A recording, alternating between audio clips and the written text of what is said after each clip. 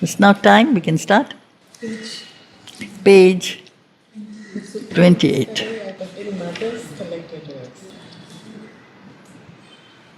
So this is the widening of the consciousness of Ashwapati. He is no longer bound by the mind. The mind is an instrument of knowledge, true, but it is an instrument also of ignorance. It divides everything into darkness and light, of truth and falsehood. And so he realized, as he is moving towards the realization of the truth, because he is a seeker of knowledge, he is entering into domains gradually that are beyond the mind. He silences the mind, so I have to go back a little. The inner planes uncovered their crystal doors. It's on page 28. The planes above are the planes within us, because we have many worlds inside us, many layers to our being. And since he has completely quietened his mind, there is nothing that is flowing in from the outside where there is so much impurity, imperfection, ignorance, error. So it is as if there is a kind of transparency now in his nature, purity, clarity, and slowly his field of experience is becoming wider, deeper, higher. The dimensions are above, within, around, below. They're part of one kind of spherical journey. Strange powers and influences touched his life. A vision came of higher realms than ours. They're all there within us. We can't see them because our mind is like it blocks the vision with its doubt, disbelief, lack of understanding. Whatever is not explicable by reason, it will say, this is, are you sure? Are you not imagining it? Even if you do have an experience sometimes, there is some part of you which say, I'm not sure whether I really did have this, or did I imagine it? But these come in the way. But the first condition for knowledge, therefore, is supposed to be a completely silent mind. The mind becomes totally quiet, transparent, open. Then it can relate to, it can receive forces, influences from elsewhere. And this is here the beginning of the connection with the worlds that are beyond the physical. A vision came of higher realms than ours, a consciousness of brighter fields and skies, brighter because they are not covered by the density of inert matter, the dullness and the density, and subtler of beings less circumscribed than brief-lived men. Circumscribed, we are limited by that same material, the acceptance of matter as the only true reality. There are others where there is no world of matter. In the subtle worlds, matter is not there. So it does not have any deterioration. Matter is something that is breakable, is dense, is heavy. Whereas in the world of beyond the worlds of matter, there is a form, but there is no density of matter. So these forms, these forces, often entities, beings. They are complete, perfect, they never diminish, they never deteriorate, they never change. So these are what we may sometimes call gods, spirits, beings. They are there within us. We are not just one person, none of us. We are a whole universe. Within there are play of any number of forces around us. If there is absolute receptivity and quietness in the mind, there is a perception, an interaction of many of these influences. They come and touch us if you are open. So here he sees beings less circumscribed, limited than brief-lived men. Our bodies are our limit. There they have no material, physical form, but the form is there. And subtler bodies than these passing frames, objects too fine for our material grasp. Again, there is an object, but it doesn't have the density of matter. So there are things, there are beings, there are forces, there are activities. It's a very rich play of existence. That they're not just one world followed by another, followed by a third. These are permanent. They never deteriorate. The impermanence is only in the world of matter. Death is that which eats up matter. The rest is outside the realm of death. So the world of the vital, the world of mind, the world of pure play of forces are beyond the reach of death. So they are permanent and they are undisturbed by any form of darkness or error. They are whatever they are. They can be dark forces, they can be luminous forces, but they are complete in themselves. So here he is entering into these subtle worlds beyond the mind, acts vibrant with a superhuman light and movements pushed by a superconscient force and joys that never flowed through mortal limbs. There are joys that the body cannot even receive and transmit. If there is a pressure of a force that comes into a body that is still so unconscious, because in every cell of our body there is the presence of inconscience, so imperfect, and if the pressure of a divine force came down into us, we would break down under the pressure. But where there is no unconsciousness, no imperfection, no impurity, it's like a flow of energy that has no obstruction. The experiences, it's like things that we are passing through experiences and there is nothing to, no ignorance, no error, no ego, no, all the things that come in the way of the perception of the pure experience. So here, the mortal, the dense mortality, that is like a wall, like a barrier, that does not allow the fullness of the light or the truth.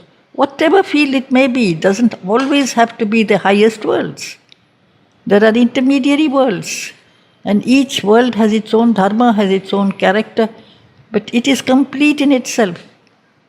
And they are inhabited by beings whom we may call the gods, the spirits.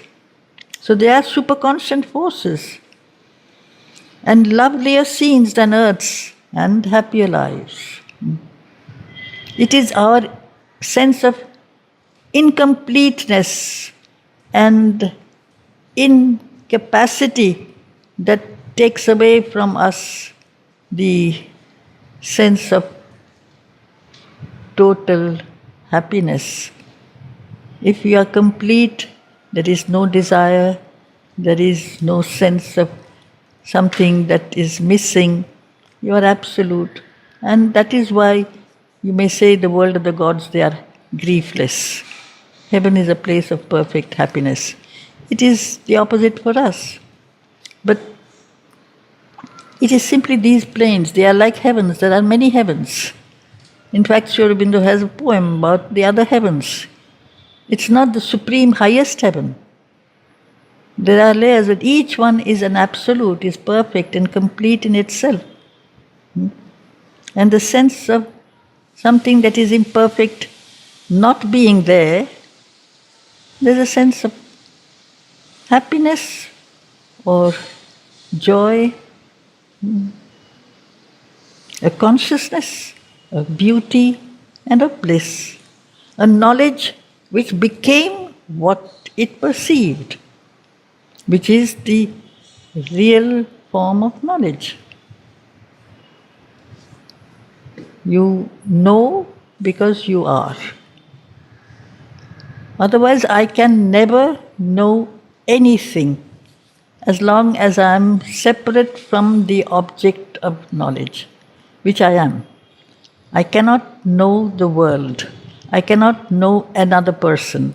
I can only know as much as my little angle of vision or my limited understanding can grasp. So what usually the mind does, it brings the truth down to its own level, on its own frame. A vast truth becomes small because my mind is small, and that's all that my mind can hold on to. So this is the truth for my mind. And since my mind has a tremendous ego, I say what I understand is true, is right. What is beyond my understanding is not there at all. It doesn't exist.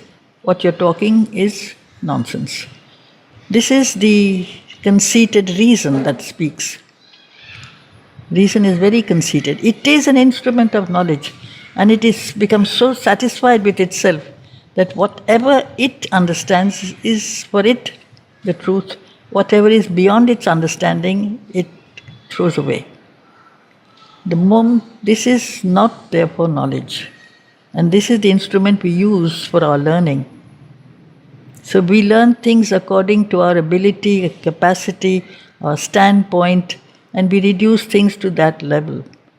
To know something, we have to become that.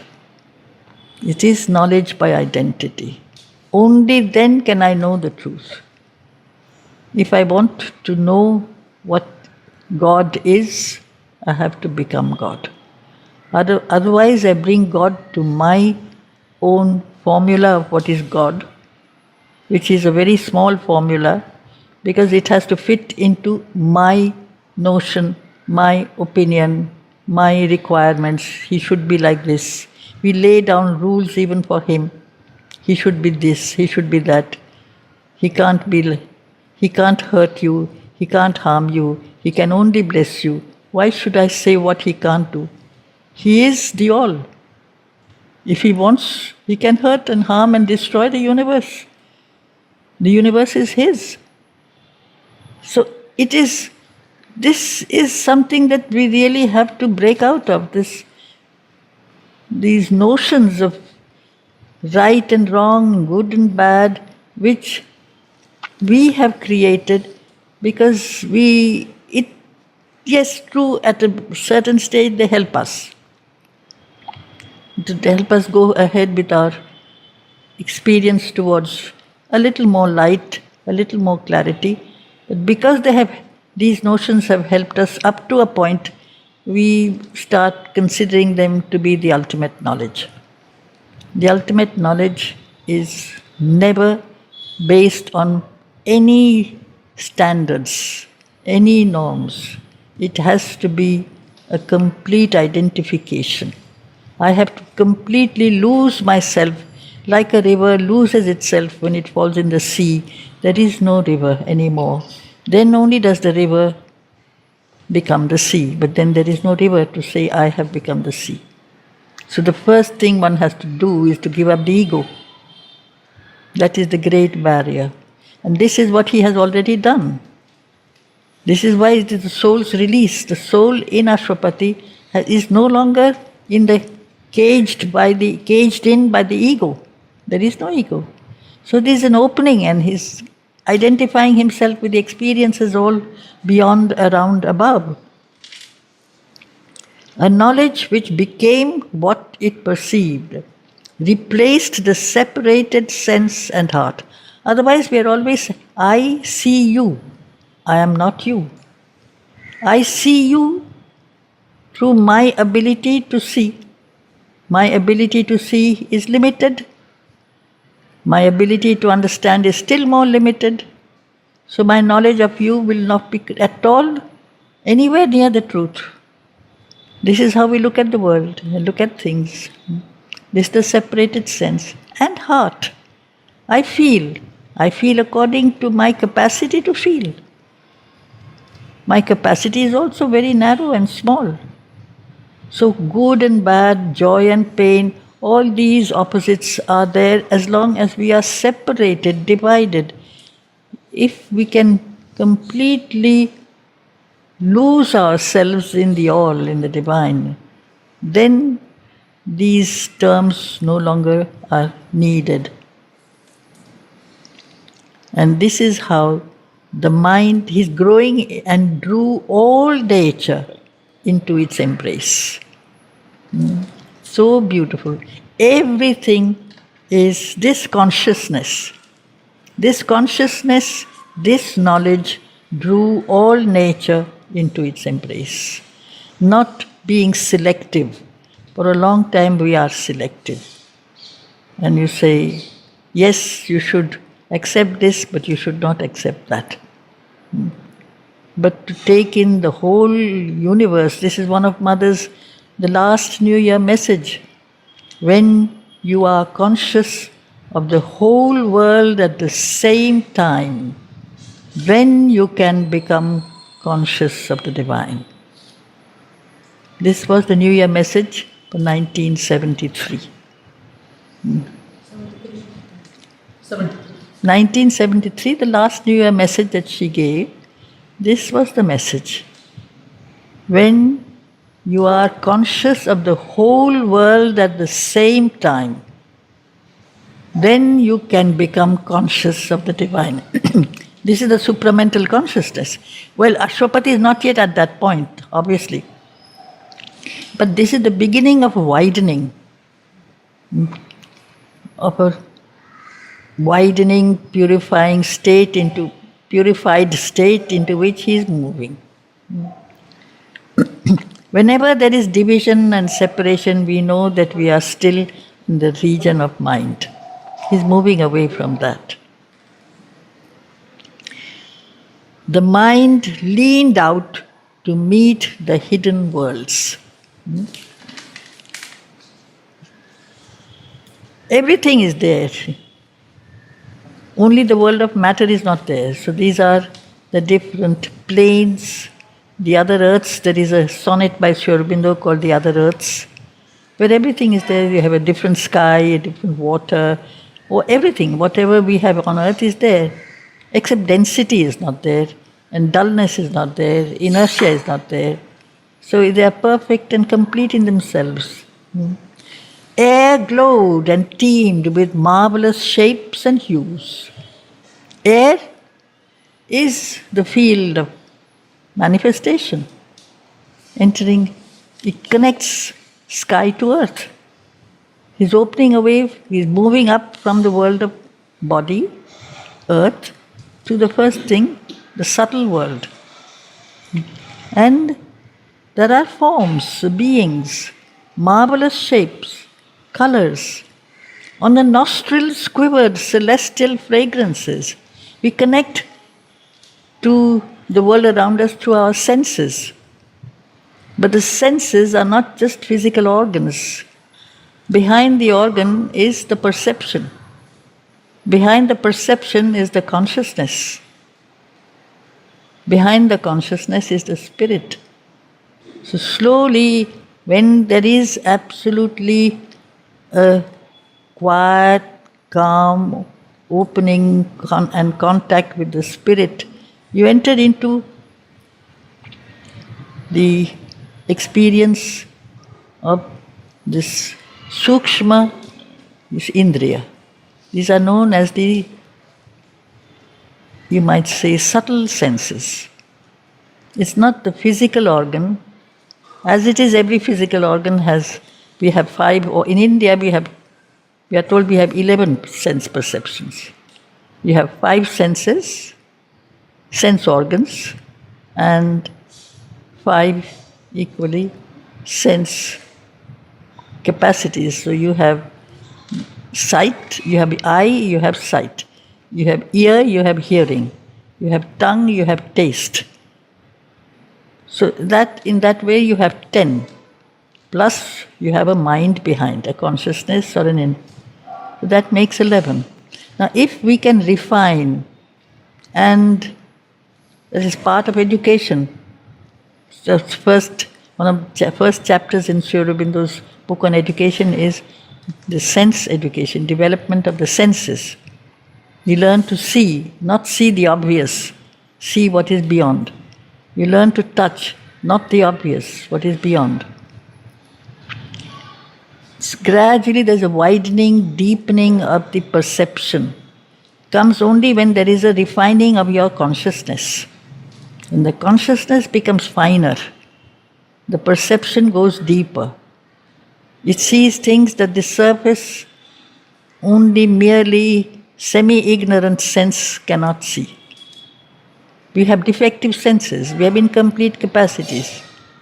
Eyes don't see everything, ears don't hear everything. Our field of experience is very small in the body. Here it's a widening and heightening of these fields. So, in the nostril quivered celestial fragrances, which cannot, one of the most subtle senses is the fragrance. And as if you can feel the presence of these forces. In India it was often compared to certain gods. Some bring with them the smell of lotus or jasmine or rose. All these come and you know that other powers are coming nearer.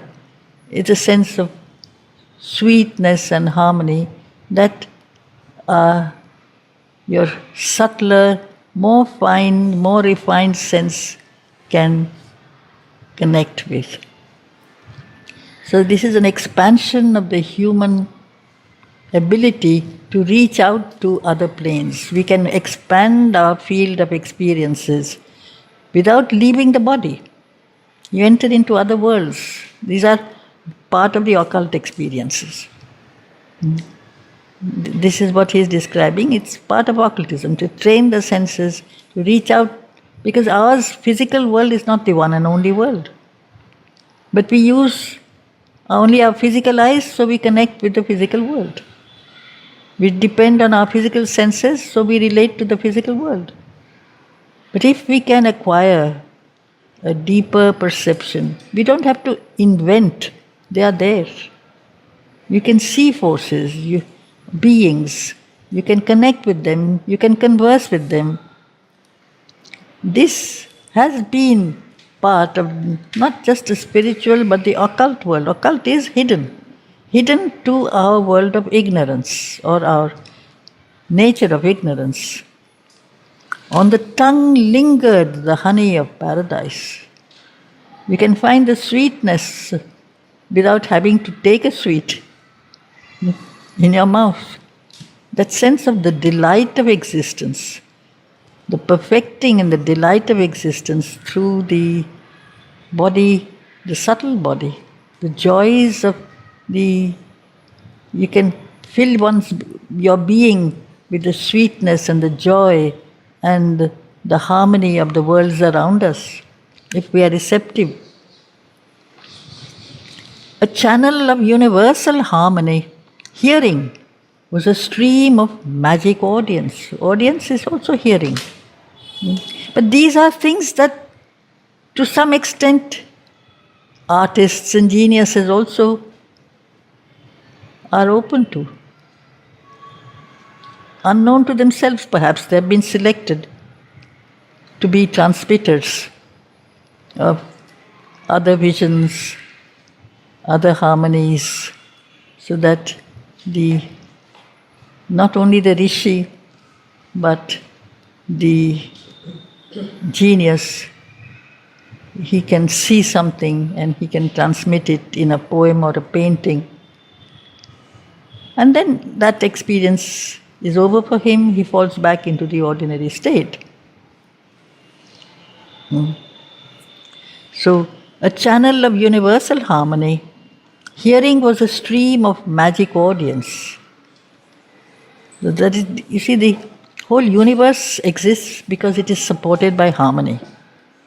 The moment there is disharmony, there is discord and there is disturbance, and there is therefore a break. Things break up, clashes come. But beyond that, there is a continuous play below, sustaining all manifestation, a universal harmony. If that were not there, there would be no universe. It is moving. Harmony is sound. Sound is a projection of energy. That energy is something that is never goes away. It's an all-sustaining power. A conscious power that is sustaining the universe. That conscious power has to be harmonious. And that is why, in spite of us, in spite of our smallness and of our little clashes, little or big wars and battles and clashes and difficulties, there is beneath all this play of the universal beauty and love and grace and harmony that is always there. Otherwise, there would be no universe. There would be no world. There would be no existence.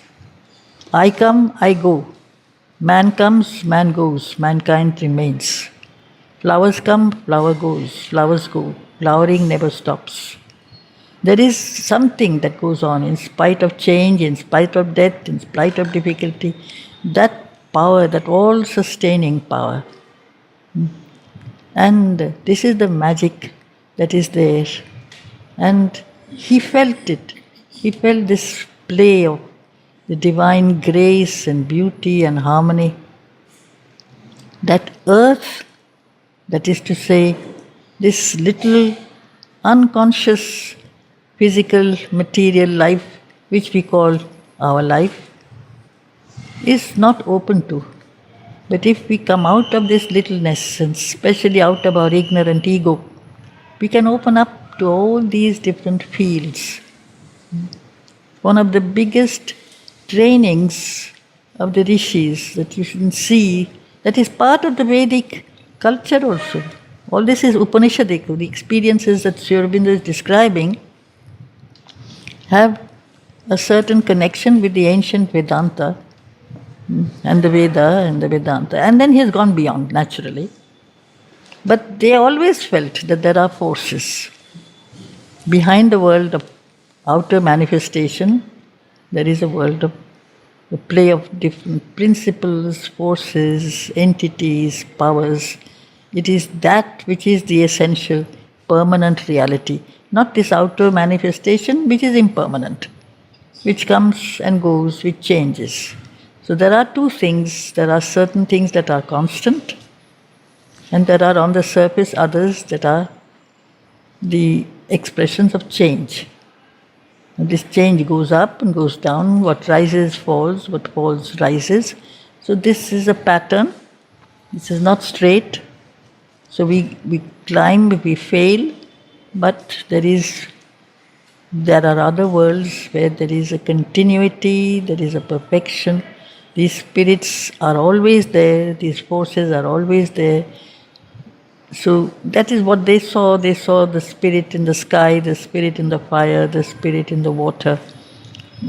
That is, it's not something that is put in the form of a childlike, you might say, image.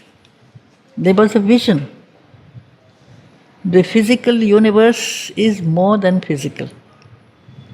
It's the play of forces that are beyond the physical. The physical universe is just a front. It's just a surface appearance. So for that, you have to have the vision of intuition, not mind. Mind has to be replaced by direct connection, intuition, illumination, revelation. So these are things that the mental man who belongs to the body, who lives in the body, he cannot hear. So out of a covert tract of slumber self, the voice came of a truth submerged, unknown, that flows beneath the cosmic surfaces. That slumber self, it is a subliminal state below our surface existence. There is this play of forces. It's like an energy that flows beneath the cosmic surface. And the flow of this energy only can mid an omniscient silence heard. Can be heard only when the ego and the noisy mind have gone. You can hear the sense of the consciousness. The self is the consciousness. A play of a consciousness that is there, all sustaining from beneath. The consciousness is not only above, the consciousness is also below. It's holding up everything. It's sustaining everything. And this can be heard only when the mind is not only silent, but omniscient silence. All-knowing silence. So it is something that can come only when the logical reasoning mind has stopped working. Because in the world of reason, you cannot have all knowledge. You will have half truth and half darkness. It's a dividing instrument. It will take you to, if we have developed our knowledge, our mental ability to its maximum, we realize that then only do we realize that it is insufficient. As long as we haven't developed it to its maximum, it's a very helpful thing. But when we have developed our intellect to its maximum, then we get an indication that you have to go beyond. This is insufficient. It cannot tell you all the truth that you're seeking to know, because man wants to know. If you are a seeker of knowledge, you want to know. And you cannot know the truth with a faulty instrument. It's an instrument of knowledge which is always breaking down things to the size of its own capacity. So you have to become. So intuitive heart, you can hear it by becoming that, and that inner sense, not the mind, identification of oneself with that. So slowly he is entering into these worlds by becoming part of them. It caught the burden of secrecies, sealed and dumb.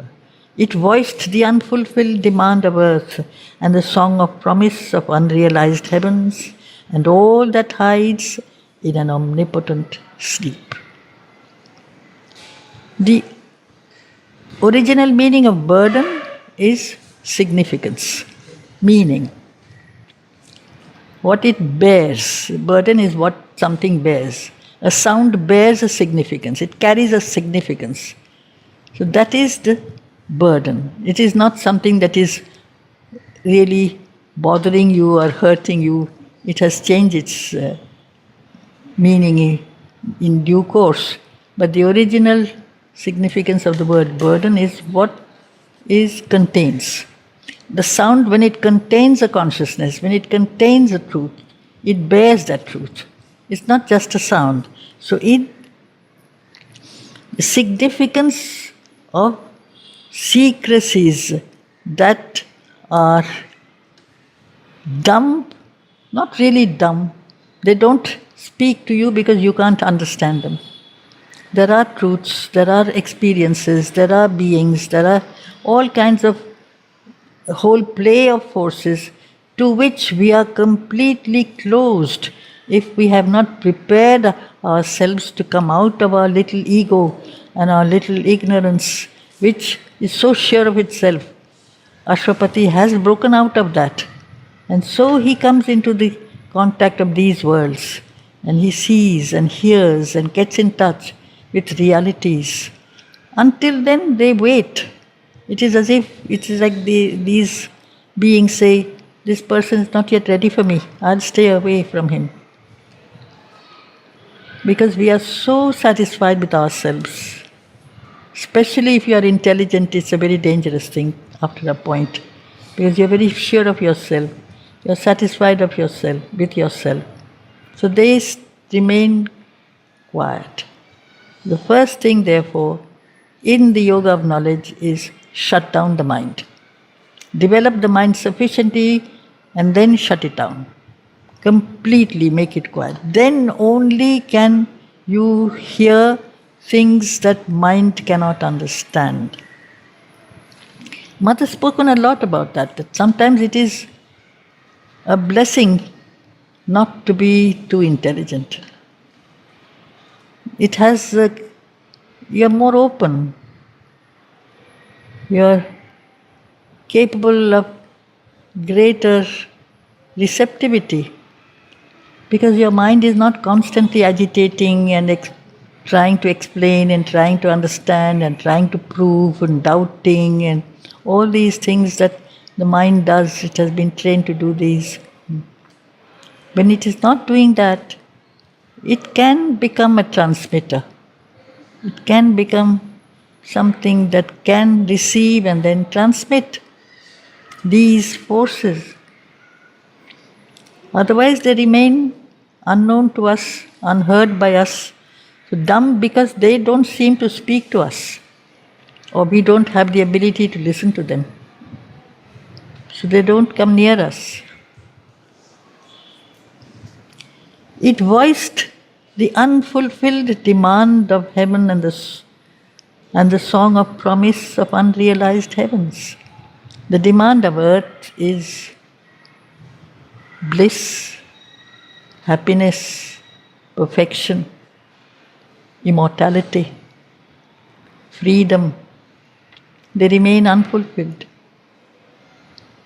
But why have men always asked for these things?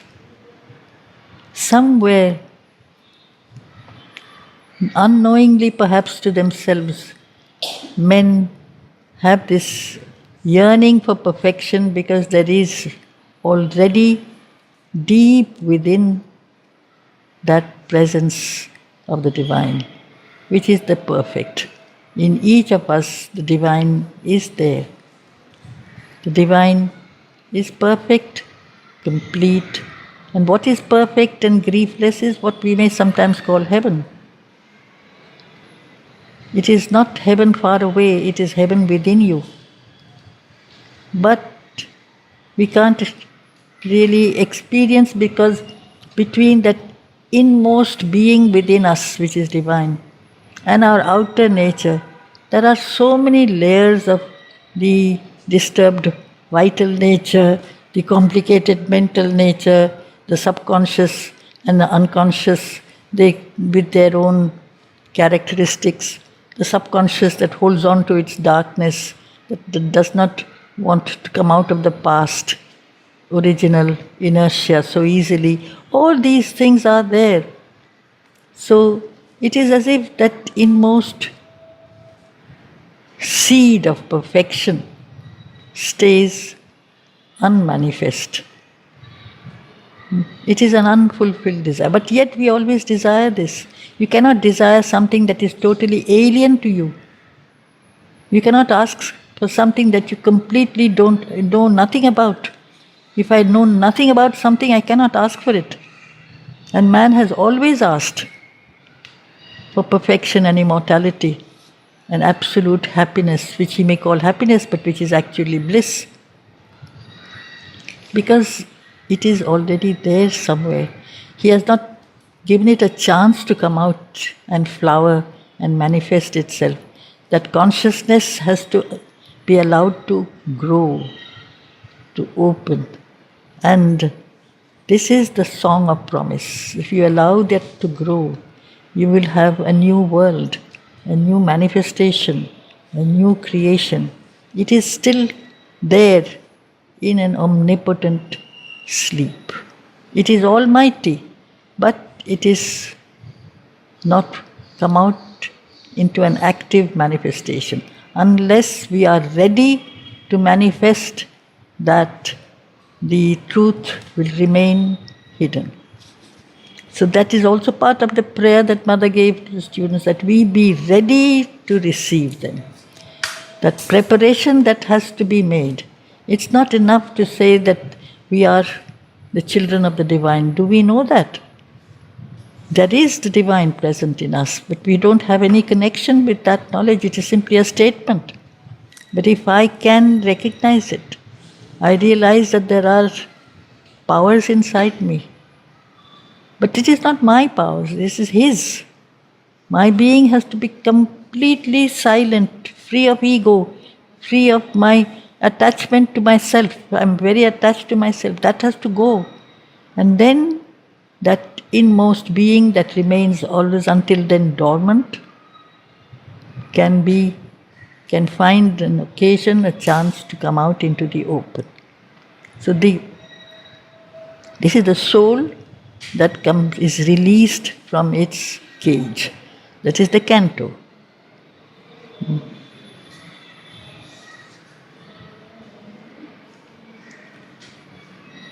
In the unceasing drama, carried by time, on its long listening flood that bears the world's insoluble doubt on a pilgrimage without a goal. So this is the kind of life we live. In the unceasing drama is really to move. So that which is constantly moving, we think time is the field of movement, time is the field of change. But it is a movement of growth, of slow growth of consciousness. When you say listening, it's gradually out of complete ignorance. There's a beginning of manifestation of consciousness. That is what is really the purpose of the movement of time. But it stops very often at the world of mind. It's like a whirlpool, and there is a doubt. Where am I going? Why am I here? Am I here just to go and die one day? Why am I then born? All these things, so that there is a kind of foaming and spuming of the water in the river. Time is often compared to a river, that is the flood. Flood is the river. A laughter of sleepless pleasure, foamed and spumed. So this is the movement of the waters of time. There is life, there is the vital nature, the delight of existence. Continuously, in spite of change, there is the delight of existence. But without understanding why. It's a long listening flood. A conscious development in the movement of evolutionary time, where we seem to be moving towards no goal. A pilgrimage without a goal. A pilgrimage is for a goal. We go on a pilgrimage because the goal is already there. That's why you start on a pilgrimage. You start a journey because you want to go to the end of the journey. But we don't know where we are heading. We are moving, but we don't know why we are and where we are going. And that is the whole paradox. We live, but we don't know why. We move, but we don't know where to. What does listening mean here? Long Conscious. It's a field of gradual development of consciousness. It is listening. Time is waiting. for you to grow out of your ignorance towards a little more consciousness. And then your mind comes and it doubts, are you going to go somewhere? Are you going to reach the goal? What is the goal? Is it to go back to the starting point? It seems to be like that. And if there is a journey, it has to not stop, go back to the starting point. You have to go to the goal, to the end. And you don't know where the goal is. So this is the whole paradox of time. Time is often compared to a paradox. You start to end and then go back to where you started from. And yet, there are murmurings of desire that cannot die. Because what you really want in the field of time, which is your field of life, life in the body, is to reach that goal of eternity, of immortality, the mortal reaching towards the immortal, the purpose of creation. This is the delight of manifestation. A cry came of the world's delight to be. So in spite of pain, in spite of difficulty, there is this need to be. We don't want to leave. This world may not be perfect, things may not be always very happy for us, but still, beneath everything, somewhere we know that we have to go on. This is the first original movement, the will to be, not the will to leave. A cry came of the world's delight to be, the grandeur and greatness of its will to live. Live and grow and move. That is the first movement. That's what Bergson also speaks of, l'élan vital. It's the push, the drive that breaks the original inertia. Otherwise we go back to the inert state where there is an acceptance of tamas only. That tamas breaks and there is a push, there is a drive. That drive to go, the problem is where? It has to be completed by a conscious will. Will without consciousness has not any clear direction. When with the will there is consciousness, it can direct its journey. A cry came of the world's delight to be, the grandeur and greatness of its will to live. In spite of death, in spite of difficulty, in spite of suffering, it is something splendid that this tremendous vital force, which is sustaining the whole universe, the call of the soul's adventure into space. This is the reason why the divine has projected himself into manifestation. In each individual form, being, entity, he is entered. In every cell, he is there.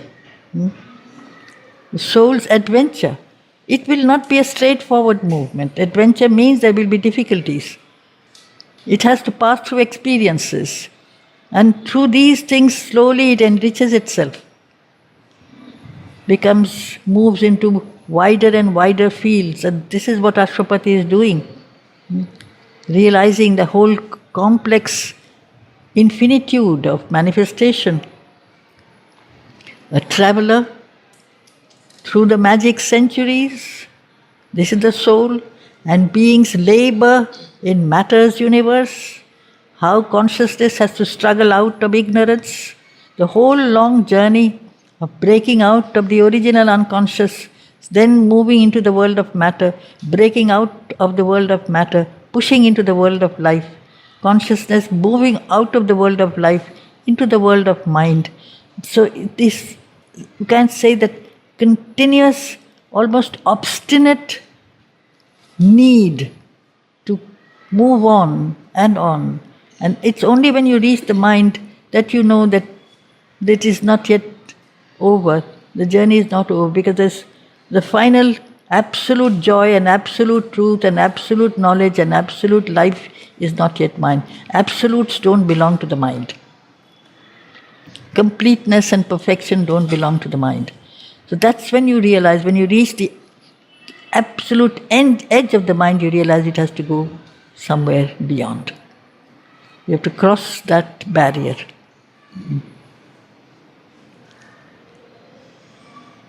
So recall the soul's adventure into birth. It's a very long sentence because it's a very long journey, I suppose. A traveler through the magic centuries, and beings labor and struggle to be born, to grow. Beings labor in matter's universe. Its search for the mystic meaning of its birth. That which is the unborn, the infinite, the divine has entered into everything. And out of each thing slowly emerge, turning each thing into a manifestation of what it was originally. Each of us contains in us the possibility of the manifestation of the total divine. But each one is different. It's infinite possibilities and infinite, it's not the same journey for all. So it's so complex, it's so rich. And joy of high spiritual response, its throb of satisfaction and content in all the sweetness of the gifts of life, its large breath and pulse and thrill of hope and fear, its taste of pangs and tears and ecstasy, its rapture's poignant beat of sudden bliss, the sob of its passion and unending pain. So this is the long journey. The river winds and you have the rising and the falling. The evolutionary movement is not an upward movement only. It is a spiral. And each time we rise, we fall back into unconsciousness, we fall back into ignorance. Each time we fall into ignorance, we climb up out of ignorance. The deeper you fall, the higher you rise, the higher you rise, the deeper you fall. So it is a play of this complexity. He who is above, the Supreme, is now experiencing this in all manifestations, in all forms, in all beings. Ashwapati realizes the play of the divine in all things, in all forms.